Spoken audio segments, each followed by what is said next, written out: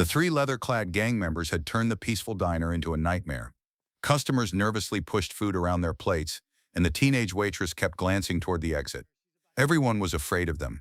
Everyone, except for the stunning woman in the wheelchair sitting by the window. Her fearless calm was a provocation they couldn't resist. They saw a helpless cripple, an easy victim.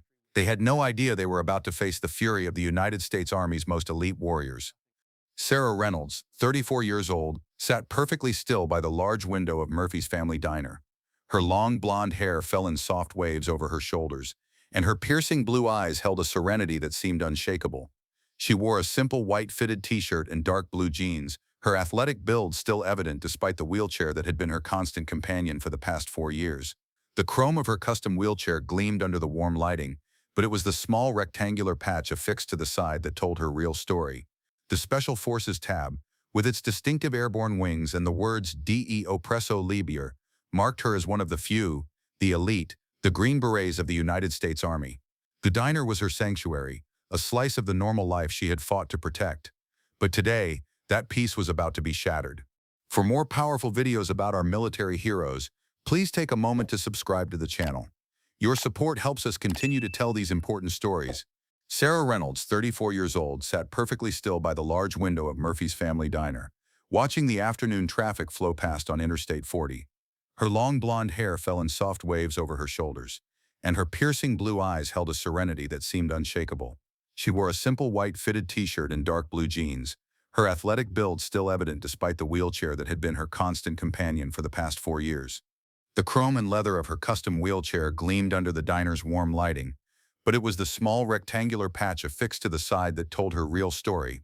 The Special Forces tab, with its distinctive airborne wings and the words "De Oppresso Liber," to free the oppressed, marked her as one of the few, the elite, the Green Berets of the United States Army.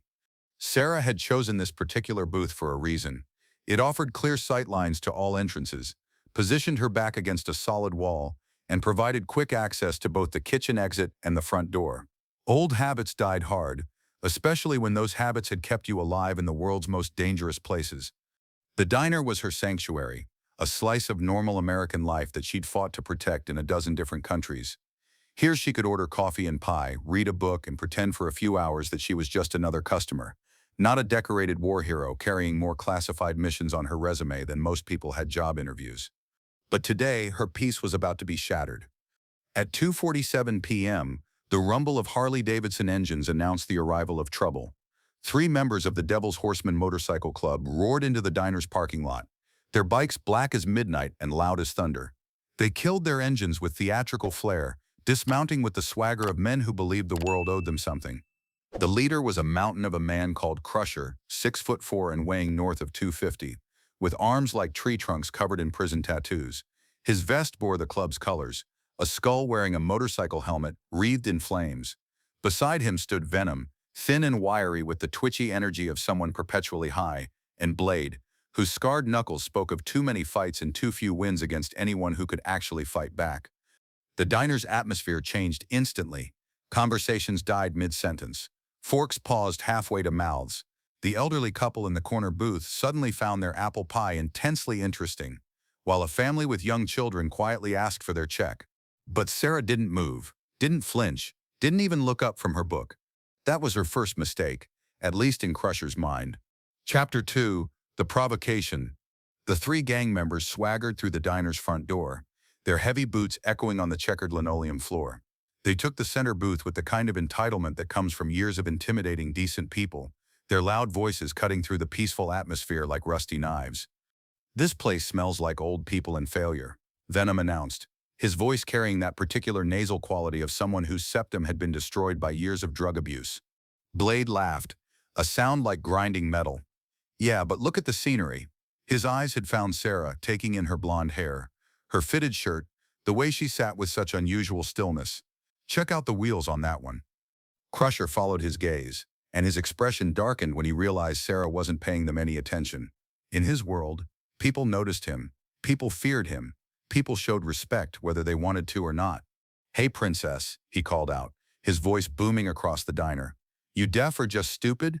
Sarah turned a page in her book without looking up. Sun Tzu's The Art of War. Appropriate reading considering what was about to unfold. The slight infuriated Crusher. He stood, his chair scraping against the floor, and walked over to Sarah's table. Up close, he could see the details he'd missed from across the room. The way her shoulders held themselves with military precision, the careful positioning of her hands, the fact that her stillness wasn't relaxation but readiness. But what he focused on was the wheelchair, and the small military patch attached to its side. "Well, well," he said, his voice dripping with false sympathy. "Look what we got here, boys. A little army girl playing dress-up."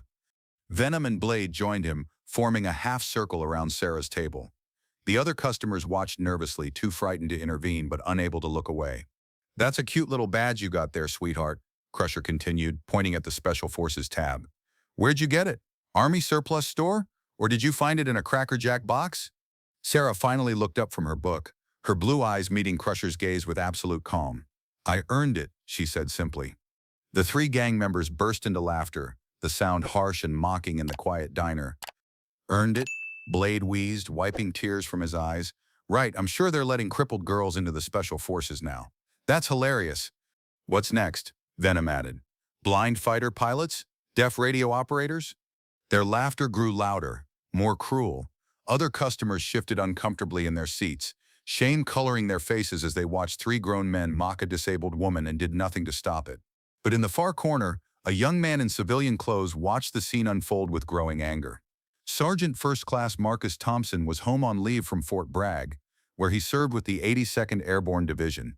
He'd recognized the Special Forces tab immediately, and he knew what it meant. More importantly, he knew what kind of person earned the right to wear it. Sarah closed her book gently, placing it on the table with deliberate care.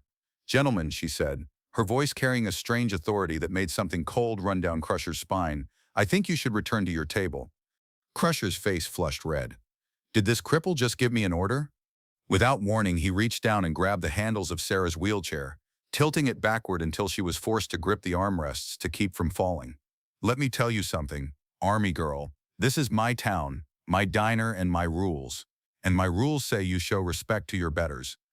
The diner gasped collectively. An elderly veteran at the counter started to rise, but his wife pulled him back down, afraid of what might happen. The teenage waitress retreated behind the register, tears in her eyes. Sarah's voice remained perfectly calm. "Sir, I'm going to ask you once to let go of my chair." Crusher's grip tightened. "Or what, you gonna roll over my feet?" That's when he made his fatal error. With a violent shove, he pushed the wheelchair backward, sending it rolling into the wall with a crash that rattled the framed pictures hanging there. Sarah's coffee cup toppled, spilling hot liquid across the table and onto her lap. The impact jarred something loose on the wheelchair's frame. The small magnetic case that Sarah kept attached beneath the seat broke open, spilling its contents across the diner floor.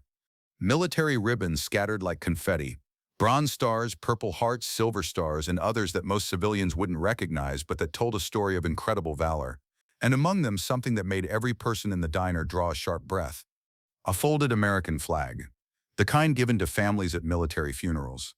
But this flag was different. It was signed by generals, by members of Congress, by the Secretary of Defense himself, and across one corner in gold lettering were the words, "To Captain Sarah Reynolds, Green Beret, for extraordinary heroism in the face of impossible odds." The silence that followed was deafening.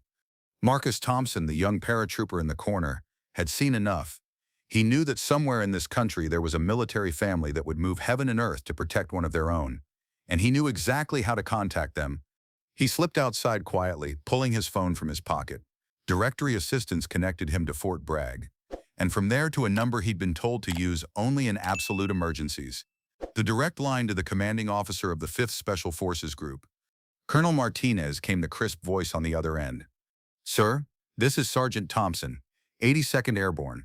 I'm at Murphy's Family Diner on Route 40, about 30 miles east of Albuquerque. Sir, there's a situation here involving one of your people." A pause. "Explain." "Sir, there's a Green Beret here being harassed by gang members. She's in a wheelchair, sir. They're mocking her service record." The silence on the other end of the line stretched so long that Marcus wondered if the call had dropped. When the colonel finally spoke, his voice was cold as Arctic wind. "Thompson, you said Green Beret?" "Yes, sir. Special Forces tab, service ribbons scattered on the floor, and sir, there's a signed flag here, signed by some very important people." Another pause. "What's the name on the flag, Sergeant?" Marcus squinted through the diner window. Reynolds, sir. Captain Sarah Reynolds. The intake of breath on the other end was audible. Thompson, I want you to listen carefully. Do not let anyone leave that diner. Do not let them touch Captain Reynolds again. We are en route. Sir, how many? All of us, Sergeant. All of us. Chapter 3. The Reckoning. Inside the diner, the situation was escalating. Crusher, emboldened by the lack of intervention from other customers, had grabbed Sarah's wheelchair again and was shaking it like a child's toy. Look at this, he sneered, pointing at the scattered ribbons on the floor. Looks like our little army girl likes to play pretend. What's next? Gonna tell us you won the Medal of Honor? Sarah's hands gripped the armrests of her wheelchair, her knuckles white with tension, but her voice remained steady. Those ribbons represent the lives of good soldiers who trusted me to bring them home. You're disrespecting their memory. Their memory? Blade laughed. Lady, the only thing you ever killed was time. What none of them noticed was the change in the diner's atmosphere. It was subtle at first, a slight dimming of the afternoon light as vehicles began pulling into the parking lot. One SUV, then two, then more. Black government vehicles with tinted windows and the unmistakable presence of official business. Venom was the first to notice, glancing nervously toward the window. Crusher? We got company. Crusher was too busy enjoying his dominance to pay attention. Yeah? So what? Couple of tourists probably. But when he finally looked outside, his face went pale.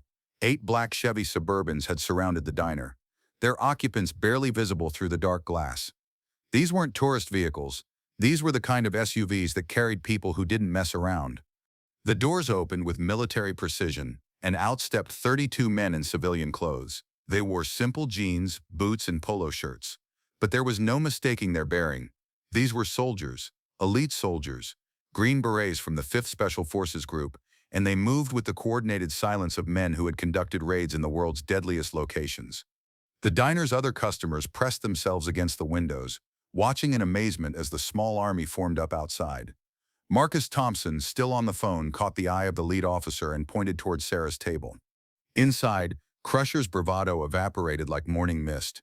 What the hell, he whispered, watching as the soldiers formed a perimeter around the building. The front door opened, and Colonel Martinez walked in. He was a man in his late 40s, with silver threading through his black hair, and the kind of presence that commanded instant attention. Behind him came his command team, and behind them more Green Berets than the small diner could comfortably hold. They didn't speak, they didn't need to. They simply filled the space around Sarah's table, forming a human wall of muscle and military precision that made the 3 gang members look like children who had wandered into the wrong playground. Colonel Martinez surveyed the scene. The scattered ribbons, the overturned coffee, the 3 pale men who had been tormenting one of his people. His expression was calm, but his eyes burned with a cold fire that promised consequences. He looked down at Sarah, and his entire demeanor softened. Captain Reynolds, he said, his voice carrying the respect of one warrior greeting another. Are you hurt? Sarah straightened in her wheelchair, automatically coming to attention despite being seated. No, sir, just some spilled coffee. The colonel's gaze moved to the scattered ribbons on the floor, taking in the bronze stars, the purple hearts, the silver star that few people ever earned. I see your service record has been displayed. Yes, sir, accidentally. Colonel Martinez knelt down, carefully gathering the ribbons with the reverence they deserved. As he did, he began to speak, his voice carrying to every corner of the now silent diner. Ladies and gentlemen, you are in the presence of one of our nation's greatest heroes. Captain Sarah Reynolds served 4 tours in Afghanistan and Iraq with the Special Forces. She led missions behind enemy lines, rescued captured soldiers, and saved more lives than we can count. He stood, holding the ribbons like they were made of gold. 4 years ago, Captain Reynolds was leading a rescue mission to extract a captured Navy pilot from a Taliban stronghold.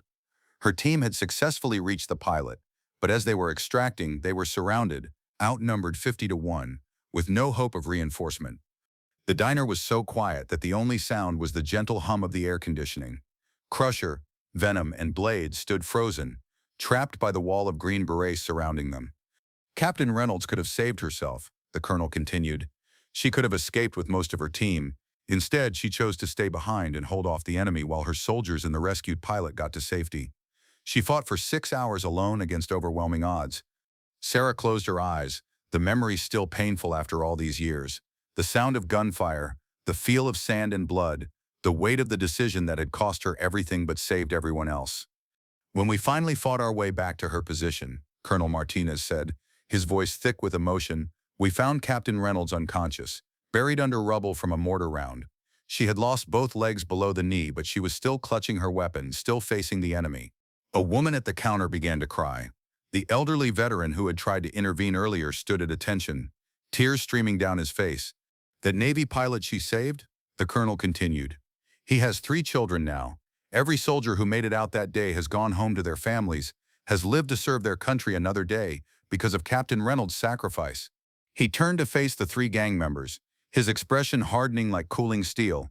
So when you gentlemen decided to mock her wheelchair, to disrespect her service, to treat her like she was nothing, you weren't just insulting a disabled woman. You were insulting one of America's finest warriors. Crusher tried to speak, his voice cracking like a teenager's. You didn't know because you didn't care to know, Colonel Martinez replied coldly. You saw someone you thought was weak, and you decided that gave you the right to be cruel. Chapter 4, Justice Served. The lead Green Beret stepped forward, and when he spoke, his voice carried the authority of someone accustomed to commanding the world's most elite warriors. My name is Colonel Martinez, commanding officer of the 5th Special Forces Group. Captain Reynolds served under my command for 8 years. She is the finest soldier I have ever had the privilege to lead, and she is family to every man in this room. He gestured to the 30-plus Green Berets now filling the diner. These men have served with her, bled with her, and would follow her into hell without hesitation. And when we heard that 3 cowards were disrespecting her in a public restaurant, well, we decided to pay a visit. Crusher looked around desperately, taking in the faces of the Special Forces soldiers surrounding him. These weren't weekend warriors or wannabe tough guys. These were the real deal, men who had seen combat in every hostile corner of the world, men who could end a fight before it started. Look, we didn't mean anything by it, he stammered. We were just joking around. Joking? Another Green Beret stepped forward, his voice deadly quiet. You think a veteran's sacrifice is a joke? Sarah finally spoke, her voice cutting through the tension like a blade. Colonel, it's all right. They didn't know. But Colonel Martinez shook his head. Ma'am, with all due respect, ignorance is not an excuse for disrespect. These men need to understand what they've done. He turned back to the 3 gang members, his voice taking on the tone of a commander briefing his troops. Captain Reynolds didn't just lose her legs in that ambush. She lost her fiancé, Staff Sergeant Michael Chen, who died covering her escape route. She lost her future, her career, everything she had worked for. But she gained something else, the eternal gratitude of everyone she saved, and the unbreakable bond of the Special Forces brotherhood. The colonel's voice grew harder. She could have taken a desk job, collected her pension, lived comfortably off her disability benefits. Instead, she chose to live quietly, without fanfare, without demanding the recognition she deserves. She works part-time at the VA hospital, counseling other wounded veterans, giving them hope when they think their lives are over. Sarah's cheeks flushed. She had never wanted her story told like this, never wanted to be held up as an example. But the colonel wasn't finished. So when you 3 decided to make fun of her wheelchair, to mock the badge she earned with blood, you weren't just bullying a disabled woman. You were attacking everything that makes this country worth defending. The silence in the diner was complete. Even the kitchen staff had stopped working, gathering at the service window to listen. Crusher, his face now ashen, looked down at Sarah with genuine remorse. Ma'am, I'm sorry, I didn't know. If I had known, If you had known, you might have acted differently, Sarah replied, her voice measured and calm. But the real question is, why does it take knowledge of my service record for you to treat me with basic human dignity? The question hung in the air like an indictment. Crusher had no answer because there was no good answer. Colonel Martinez stepped closer to the 3 gang members, his presence commanding their complete attention. Here's what's going to happen. You're going to apologize to Captain Reynolds properly. You're going to pay for every meal in this diner today. And then you're going to leave, and you're never going to show your faces here again. And if we don't? Venom asked, trying to summon some of his earlier swagger. The colonel smiled, but there was no warmth in it. Then you'll discover why Special Forces soldiers are called the quiet professionals. We don't make threats, we make promises.